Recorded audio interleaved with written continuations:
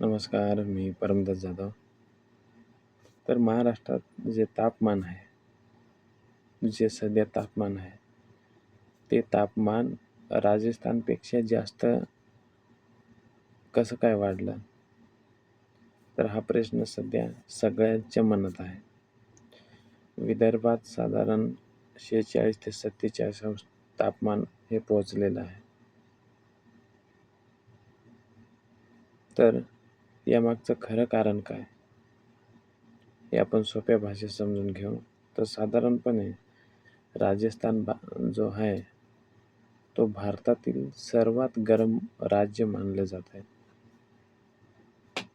पण सध्या महाराष्ट्राचा जो विदर्भ आहे, विदर्भ भाग जसा की नागपूर, अकोला, अमरावती, इथे तापमान हे राजस्थानपेक्षा जास्त नोंदवलं गेलेलं आहे.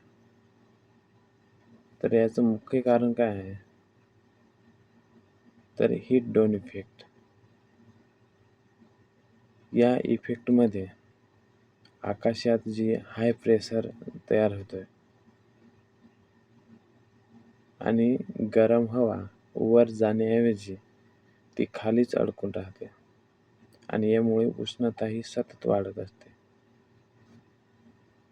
याशिवाय अजून काही इतर कारणे आहेत. तर विदर्भ भाग हा खूप कोरडा आहे. तर तिथं सध्या ढग नाहीत, म्हणजे ढगाळ वातावरण नाही किंवा पावसाचे वातावरण नाही आणि म्हणून तिथं जी उष्णता आहे ती एकदम कडक आणि जास्त आहे. सूर्याची उष्णता ही थेट जमिनीवर पडते आणि म्हणून गरम वारे हे सतत वाहत असतात किंवा आहेत. शहरामध्ये झाडांची कमतरता किंवा जे सिमेंटी रोड आहेत, यांच्यामुळे उष्णताही साठते. पण आता प्रश्न येतोय तो, राजस्थान कमी का गरम? तर राजस्थानमध्ये कधी-कधी ओलसर वारे हे येत असतात आणि त्यामुळे तापमान हे थोडं नियंत्रित राहतंय. पण महाराष्ट्रात सध्या पूर्णपणे ड्राय हीट आहे. सोप्या भाषेत सांगायचं गेलं तर महाराष्ट्र सध्या हीट ट्रॅपमध्ये अडकलेला आहे.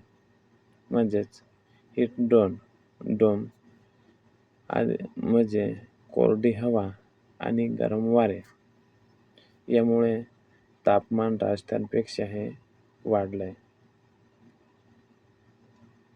तर तुमच्या भागात तापमान किती आहे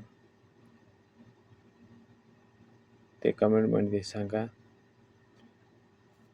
आणि व्हिडिओ आवडला असेल तर लाईक करा आणि अशाच नवीन अपडेट्ससाठी आपल्या चॅनलला सबस्क्राईब करा. धन्यवाद.